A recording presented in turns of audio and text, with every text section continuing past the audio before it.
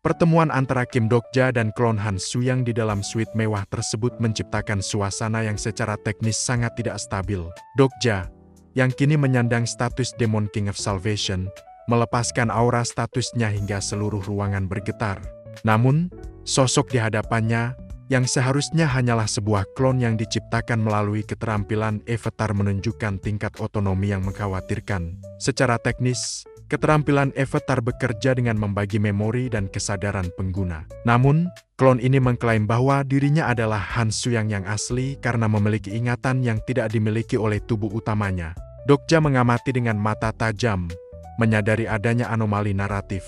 Jika sebuah klon memiliki memori yang lebih lengkap atau berbeda dari aslinya, maka hierarki antara asli dan salinan dalam sistem Starstream menjadi kabur. Klon Han Suyang ini tidak menunjukkan tanda-tanda ketidakstabilan mental yang biasanya dialami oleh klon yang kehilangan sinkronisasi. Sebaliknya, ia sangat tenang, hampir menyerupai Han Suyang dari putaran ke-1863 yang pernah ditemui Dokja. Pertukaran kata antara mereka bukan sekedar debat, melainkan upaya Dokja untuk membedah struktur cerita yang membentuk eksistensi klon tersebut melalui Omniscient Reader's viewpoint. Di sisi lain, narasi berpindah ke perspektif yang lebih luas di medan perang Seoul yang hancur. Ketegangan meningkat saat kelompok utama menyadari kehadiran ancaman besar. Kim Ne-moon, yang berada dalam kondisi mental yang labil, berteriak saat melihat sosok yang sangat ia takuti sekaligus benci. Wanita gila yang dimaksud adalah Uriel, sang archangel dari Eden yang dikenal sebagai Judge of Fire. Kehadiran Uriel di medan perang bukan sebagai sekutu, melainkan sebagai eksekutor yang membumi hanguskan segala sesuatu dengan api neraka yang suci. Yoo Jong-hyuk berdiri mematung di tengah kekacauan tersebut. Secara teknis, Jong-hyuk sedang mengalami gangguan pada mental barrier miliknya. Di layar panel besar yang mengambang di udara, ia melihat malaikat yang berkilau dengan api merah tersebut. Setiap kali pedang membara Uriel bergerak, daerah di bawahnya diliputi api yang memurnikan sekaligus menghancurkan. Bagi Jong-hyuk, pemandangan ini memicu sesuatu yang disebut rasa kenangan yang tidak seharusnya ada. Ia merasakan sakit kepala yang hebat saat mencoba memproses informasi yang muncul di depan matanya. Dalam pikirannya yang kosong, Jong-hyuk melihat Uriel bukan sebagai musuh atau konstelasi yang jauh, melainkan sebagai sosok yang memberikan kenyamanan. Ini adalah paradoks teknis yang sangat dalam. Jong-hyuk, dalam putaran regresi saat ini, seharusnya tidak memiliki hubungan emosional yang mendalam dengan Uriel. Namun, pesan-pesan sistem mulai membanjiri kesadarannya. Konstelasi Hakim Iblis Api sedang tertawa. Konstelasi Hakim Iblis Api berharap kau tidak melakukan pengorbanan yang tidak perlu. Konstelasi Hakim Iblis Api terharu oleh persahabatanmu. Pesan-pesan ini terasa seperti fiksi bagi Jong-hyuk. Ia merasa seolah-olah sedang mencuri catatan yang ditinggalkan di dinding memori orang lain. Secara teknis, ini adalah efek dari pergeseran garis waktu dan intervensi Kim Dokja. Memori tentang Uriel yang peduli pada persahabatan dan kesetiaan adalah narasi dari dunia yang tidak ada untuk Jong-hyuk di putaran ini. Memori dari putaran lain atau mungkin interpretasi pembaca yang meresap ke dalam eksistensi Jong-hyuk. Ada dinding tebal di tengah ingatannya yang jauh dan dingin, sebuah pembatas antara dirinya yang sekarang sang regresser yang keras dan dirinya yang ada dalam cerita tokoh yang dicintai oleh konstelasi.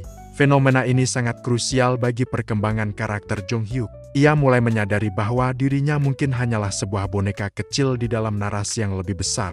Meskipun ia merasa memori itu palsu, emosi yang ditimbulkannya sangatlah nyata. Rasa bersahabat dan familiar terhadap sang archangel yang sedang mengamuk itu menciptakan konflik internal yang melumpuhkan. Di saat yang sama, anggota kelompok lainnya seperti Lee Hyun-sung dan Shin Yu-sung mencoba untuk tetap fokus pada skenario, tidak menyadari bahwa pemimpin mereka sedang berjuang melawan disonansi naratif yang hebat.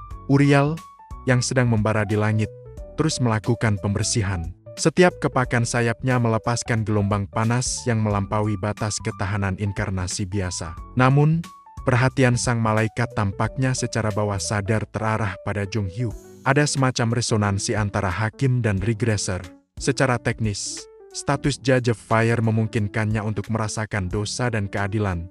Tetapi dalam kasus Jong-hyuk, yang ia rasakan adalah beban cerita yang terlalu berat untuk dipikul oleh satu orang. Dokja berhadapan dengan klon yang merasa lebih nyata daripada aslinya, sementara Jong-hyuk berhadapan dengan ingatan bahagia yang ia yakini bukan miliknya sendiri. Keduanya terjebak dalam jaring-jaring dinding, Dokja dengan the fourth wall yang melindungi sekaligus memisahkan, dan Jong Hyuk dengan dinding memori yang memisahkan dirinya dari kebahagiaan fiktif. Puncak ketegangan terjadi saat Jong Hyuk melihat Uriel menggosokkan pipinya melalui pesan tidak langsung. Sebuah tindakan penuh kasih sayang yang sangat kontras dengan kehancuran yang ia timbulkan di sekitarnya. Ini adalah momen teknis yang menunjukkan bagaimana konstelasi memandang inkarnasi mereka sebagai peliharaan atau objek cinta di dalam skenario yang kejam. Bagi Jong Hyuk, kebaikan ini adalah bentuk korupsi terhadap tujuannya sebagai seorang regressor. Ia harus memilih antara memeluk kenangan bahagia yang fiktif itu atau tetap berada dalam kegelapan realitanya sendiri. Menurut Dokja, situasi di putaran ini telah lepas kendali. Intervensi Uriel dan ketidakstabilan Jong Hyuk berarti bahwa skenario kembalinya yang gemilang tidak akan berjalan sesuai rencana aslinya di Ways of Survival. Kelompok utama putara ini harus menghadapi bukan hanya musuh fisik, tetapi juga kehancuran mental dari pemimpin mereka sendiri yang mulai meragukan hakikat dari ingatannya sendiri. Dengan bayangan sang malaikat api yang menelan cakrawala, garis antara fiksi dan kenyataan bagi para penyintas soul kini telah terbakar habis. Pertemuan di dalam suite hotel yang sunyi itu telah bergeser dari sekedar interogasi menjadi sebuah duel informasi tingkat tinggi. Kim Dokja, yang menggunakan the fourth wall untuk menjaga stabilitas mentalnya, menyadari bahwa sosok di hadapannya bukan sekedar klon biasa. Han Suyang ini memiliki tingkat character summary yang sangat kompleks. Dokja menyimpulkan 3 hal krusial. Han Suyang ini memiliki kontrak dengan Secret of Platter.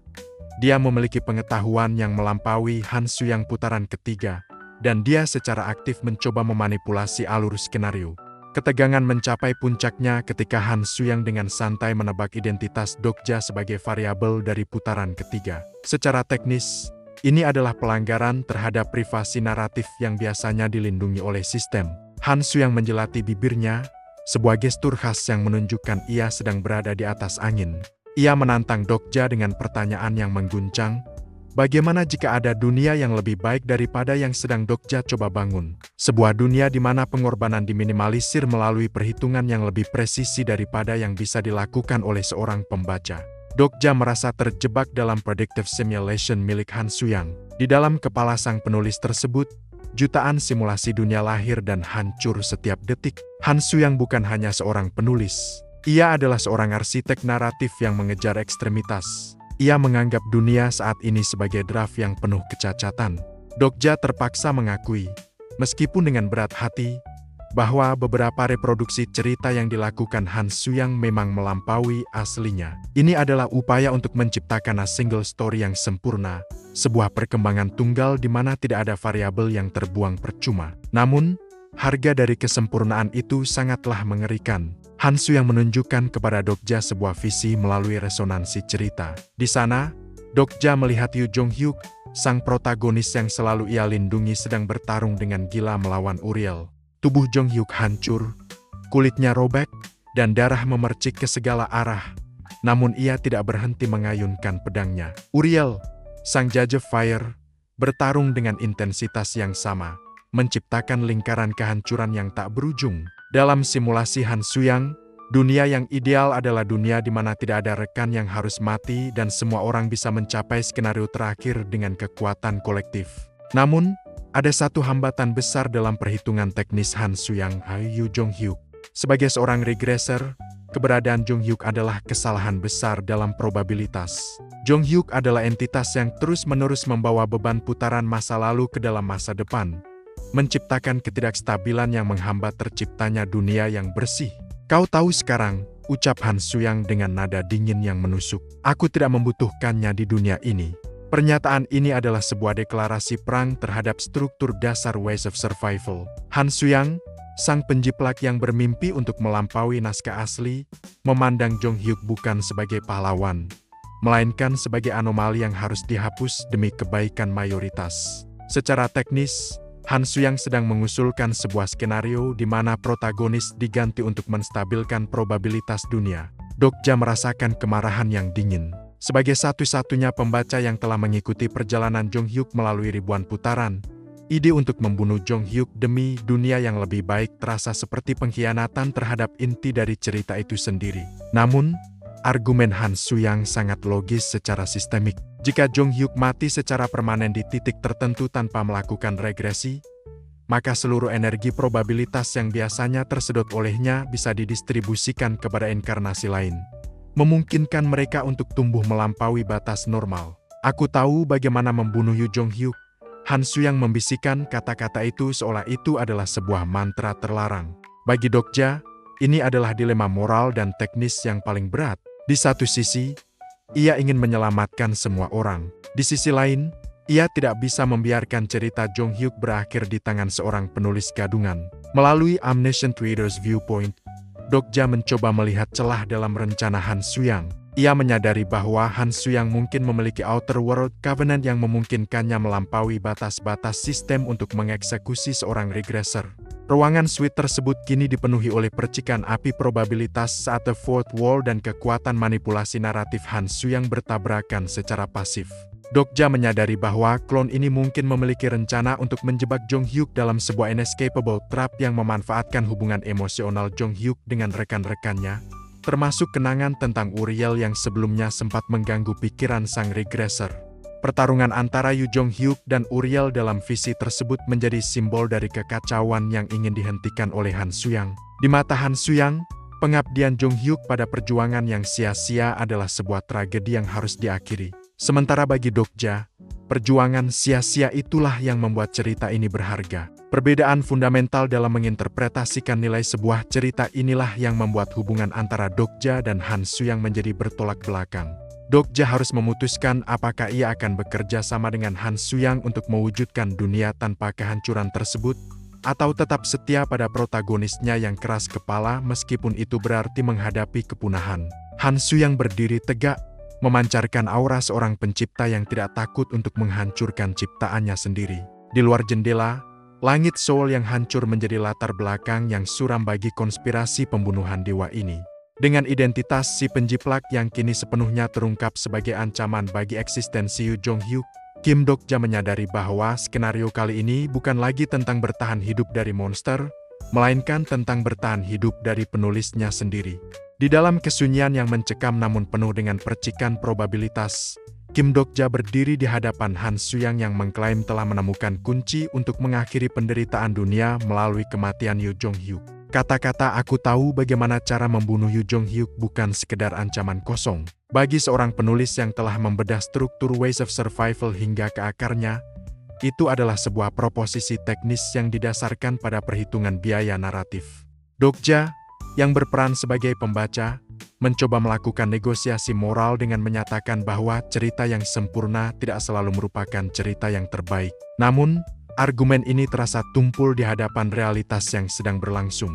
Secara teknis, Han Suyang sedang mencoba melakukan narrative erasure terhadap Yu Jong Hyuk. Dalam pandangannya, keberadaan seorang regressor yang membawa beban dari 1863 putaran adalah yang terus-menerus menguras probabilitas Starstream. Jika Jong Hyuk dibiarkan hidup, maka variabel kehancuran akan selalu ada. Han Suyang memimpikan sebuah utopia, sebuah dunia di mana skenario berakhir dengan semua rekan tetap hidup, namun syarat mutlaknya adalah penghapusan sang protagonis asli. Dokja melihat sekilas ke dalam pikiran Han Suyang dan menemukan sebuah dunia yang sangat teratur, sangat efisien, namun terasa dingin karena kehilangan detak jantung dari perjuangan yang sia-sia. Konflik ini berpindah ke medan perang yang sesungguhnya di luar. Yu Jong Hyuk sedang terlibat dalam bentrokan dahsyat melawan Uriel, sang Judge Fire. Secara sistemik, pertarungan ini adalah bencana. Setiap ayunan pedang membara Uriel memicu purification of Hellfire, yang tidak hanya membakar fisik Jong Hyuk tetapi juga mencoba memurnikan ingatan-ingatan kotornya sebagai regressor. Jong Hyuk berada dalam kondisi mental breakdown yang parah. Matanya kosong, tidak lagi mencerminkan keinginan untuk menang, melainkan kebingungan yang mendalam atas memori-memori asing yang terus merembes masuk ke kesadarannya. Han Suyang, yang mengamati dari kejauhan, menyalakan sebatang rokok. Asap yang ia hembuskan bercampur dengan debu kehancuran Seoul. Ia mendekati Jong Hyuk yang sedang terpaku. Secara teknis, Jong Hyuk saat ini berada dalam kondisi vulnerable state, di mana pertahanan jiwanya turun drastis karena disonansi antara kenangan bahagia yang ia curi dan realitas putaran ketiga yang pahit. Han Suyang mencengkram dagu Jong Hyuk, sebuah tindakan yang sangat provokatif bagi seorang transenden, namun Jong Hyuk tidak bereaksi. "Betapa lucunya," bisik Han Suyang. "Apakah kau lupa bahwa kau berjanji untuk mati?" Pertanyaan ini mengandung rahasia teknis yang besar. Ada indikasi bahwa di suatu titik dalam putaran ke-1863 atau melalui kontrak dengan Psychodev Platter, telah terjadi kesepakatan di mana Jong Hyuk setuju untuk mengakhiri keberadaannya demi stabilisasi dunia. Han Suyang merasa simpati sekaligus kemarahan yang meluap. Ia marah karena Jong Hyuk yang sekarang tampak begitu lemah dibandingkan dengan sosok yang ia kenal di putaran lain. Namun ia juga merasa simpati karena ia tahu persis seberapa berat beban menulis atau menjalani ribuan putaran yang gagal. Di sisi lain, anggota kelompok Jong Hyuk mulai berkumpul di sekitar medan perang. Lee Ji-hee, Lee Hyun-sung, dan Kim Ne-moon sedang mempersiapkan serangan pamungkas mereka. Secara teknis, mereka sedang menunggu perintah untuk melakukan eksekusi. Dalam simulasi Han Suyang, hasil dari pertarungan ini sudah ditentukan. The Archangel of Fire will die here. Han Suyang berencana menggunakan kematian Uriel sebagai katalis untuk memutus ikatan emosional terakhir Jong Hyuk dengan dunia ini, sehingga ia bisa dibunuh tanpa memicu regresi otomatis yang akan menghancurkan garis waktu saat ini. Dokja menyadari bahwa ia harus bertindak sebagai penyeimbang. Ia memahami bahwa dunia yang diimpikan Han Suyang memang indah secara matematis, sebuah akhir di mana tidak ada lagi pengorbanan rekan. Namun, bagi Dokja, dunia tanpa Yu Jong Hyuk bukanlah dunia ways of survival yang ia cintai. Ia melihat Jong Hyuk bukan sebagai kesalahan sistem, melainkan sebagai bukti dari keteguhan hati manusia yang menolak untuk menyerah pada takdir. Secara teknis, Dokja mulai mempersiapkan bookmark dan electrification, bersiap untuk mengintervensi bukan untuk menyerang Uriel, tetapi untuk menyelamatkan kewarasan Jong Hyuk. Han Suyang menginjak abu rokoknya dan berjalan menjauh dari Jong Hyuk yang masih mematung. Ia meninggalkan kata-kata terakhir yang menghantui, "Dunia itu tidak adil." Beberapa orang merasa mudah untuk bergaul dengan orang lain hanya dengan kata-kata, sementara yang lain harus berjuang begitu keras hanya untuk merasa tidak cocok. Ini adalah kritik tajam terhadap peran Dokja sebagai pembaca yang menilai segalanya dari jarak jauh. Sementara karakter seperti Jong Hyuk harus menderita di garis depan. Cahaya redup mulai kembali ke mata Jong Hyuk saat Han Suyang menjauh. Secara teknis, ini adalah tanda bahwa The Fourth Wall milik Dokja mungkin sedang mempengaruhi Jong Hyuk secara tidak sengaja, mencoba untuk mengintegrasikan memori yang terfragmentasi tersebut menjadi kekuatan tempur baru. Namun, risiko kegilaan tetap menghantui. Jika Jong Hyuk tidak mampu menerima kenyataan bahwa kenangan bahagianya adalah fiksi dari putaran lain, maka jiwanya akan hancur menjadi serpihan naratif. Han Suyang bersiap untuk melakukan pembunuhan yang ia yakini sebagai perbuatan baik terakhir bagi dunia ini. Ia menganggap dirinya sebagai martir yang akan menanggung dosa membunuh sang protagonis agar orang lain bisa hidup. Sementara itu, Kim Dokja berdiri di antara dua pilihan ekstrem, membiarkan utopia kejam Han Suyang terwujud, atau membiarkan perang berlanjut dengan risiko kehancuran total. Pemandangan Seoul diterangi oleh api kemarahan Uriel dan dinginnya ambisi Han Suyang. Yu Jong Hyuk berdiri sendirian di garis batas antara kehidupan dan kematian, antara ingatan dan fiksi. Dengan bayangan Han Suyang yang bergerak menuju anggota kelompoknya untuk memberikan instruksi serangan terakhir, Kim Dokja menyadari bahwa skenario kenangan bahagia ini sebenarnya adalah ujian bagi dirinya sebagai pembaca. Apakah ia akan membiarkan penulis mengubah akhir cerita, ataukah ia akan mengambil alih pena tersebut dan menuliskan jalannya sendiri meskipun itu berarti harus menentang seluruh kebaikan dunia? Pesan sistem terakhir yang muncul memberikan peringatan yang sangat teknis bagi Dokja. Peringatan, integritas cerita Ways of Survival sedang terancam oleh anomali penulis. Status Raja Iblis Penyelamat sedang dievaluasi ulang oleh Starstream. Di bawah langit yang merah, badai naratif sesungguhnya baru saja dimulai. Dokja mengepalkan tangannya, menyadari bahwa untuk menyelamatkan Jong Hyuk dan dunia ini, ia tidak bisa hanya menjadi pembaca yang pasif. Ia harus menjadi variabel yang lebih kuat dari nabi manapun, lebih licik dari penulis manapun, dan lebih tegar dari protagonis manapun. 2 hari telah berlalu sejak Kim Dokja memutuskan untuk menetap sementara di markas yang dikuasai oleh Han Suyang. Dalam rentang waktu yang singkat namun krusial secara naratif ini, Dokja tidak sekedar beristirahat. Secara teknis, ia sedang melakukan data mining terhadap niat asli Han Suyang. Fokus utamanya terbagi menjadi 2 jalur kalkulasi. Pertama, membedah mekanisme teknis di balik kematian Yoo Jong-hyuk yang direncanakan Han Soo-young agar tidak memicu regresi total, dan kedua, memahami tujuan akhir dari utopia yang ingin dibangun oleh sang penulis tersebut. Di sela-sela analisis strategisnya, Dokja harus menghadapi tekanan dari dua Archangel yang tersisa, Gabriel dan Jovil. Interaksi ini sangat teknis karena melibatkan status Eden's Great Disenchantment. Gabriel, yang biasanya memancarkan aura suci yang agung, kini tampak gemetar karena amarah dan kebingungan. Dokja memberikan informasi yang sangat menghancurkan bagi mentalitas seorang malaikat, bahwa Eden di putaran ke-1863 telah hancur. Bagi makhluk yang hidup berdasarkan kepastian kebaikan mutlak seperti mereka, kabar ini adalah racun bagi status mereka. Dokja secara sengaja memprovokasi Gabriel dengan menanyakan apakah Metatron, sang juru tulis Eden, telah memberitahunya tentang kehancuran tersebut. Secara sistemik, ini adalah upaya Dokja untuk menggoyahkan loyalitas para malaikat terhadap struktur naratif yang sedang dibangun Han Soo-young. Ia ingin mereka menyadari bahwa masa depan yang ditulis bisa saja berakhir dengan kepunahan bagi mereka semua. Di sudut ruangan, boneka Uriel yang terkena incarceration of Gideon the Evil hanya bisa terdiam. Dokja sempat mempertimbangkan untuk menggunakan The Fourth Wall guna mentransfer ingatannya kepada Uriel, namun ia segera menyadari risiko teknisnya. Bagi Uriel, ingatan Dokja mungkin hanya akan terlihat seperti fiksi belaka yang tidak memiliki massa naratif yang cukup untuk mengubah keyakinannya.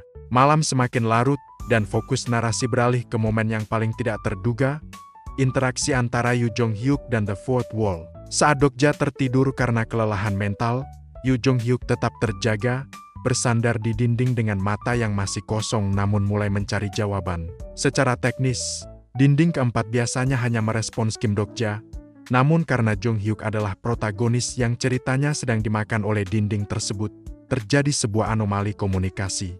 Dinding keempat, dengan tawa aneh yang khas, mulai mengeluarkan huruf-huruf emas yang memenuhi ruangan. Ini adalah manifestasi dari Library of All Stories. Huruf-huruf itu bukan sekedar teks, melainkan fragmen dari eksistensi Kim Dokja sendiri.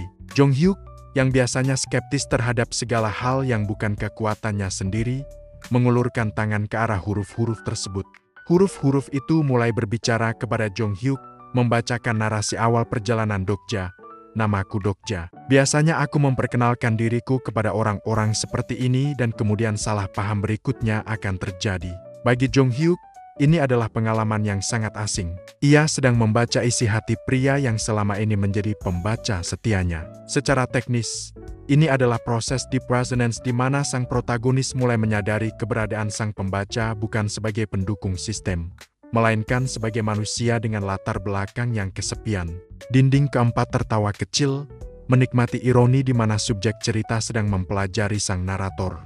Jong-hyuk mendengarkan cerita itu sepanjang malam hingga fajar menyingsing, sebuah proses yang secara perlahan memperbaiki mental integrity miliknya yang sempat hancur oleh Uriel dan Han Soo-young. Saat fajar tiba, Dokja terbangun dengan kondisi fisik yang masih berantakan. Ia mendapati Jong-hyuk masih dalam posisi yang sama, menatap kosong ke dinding seolah sedang memproses triliunan data yang baru saja diterimanya. Dokja tidak menyadari apa yang terjadi selama ia tidur, namun ia merasakan perubahan tipis dalam atmosfer di sekitar Jong-hyuk. Secara teknis, status Jong-hyuk telah stabil, meskipun ia masih berada dalam fase depresi naratif yang mendalam. Di luar gedung, pasukan markas Han Soo-young telah berkumpul. Mereka bersiap untuk skenario ke-95, sebuah lonjakan skenario yang sangat jauh, menunjukkan betapa Han Soo-young telah memanipulasi garis waktu demi efisiensi utopianya. Han Soo-young berdiri di tengah kelompok dengan mantel putihnya, menatap ke arah kamar Dokja dengan ekspresi yang sulit dibaca. Hari ini adalah hari di mana rencana kematian Yoo Jong-hyuk akan dimulai secara resmi. Secara teknis, skenario ke-95 adalah wilayah di mana probabilitas Starstream menjadi sangat tipis dan berbahaya. Dokja menyadari bahwa Han Soo-young bermaksud menggunakan lingkungan ekstrem ini untuk memaksa Jong-hyuk mencapai batasnya, sebelum akhirnya memberikan euthanasia naratif yang ia janjikan.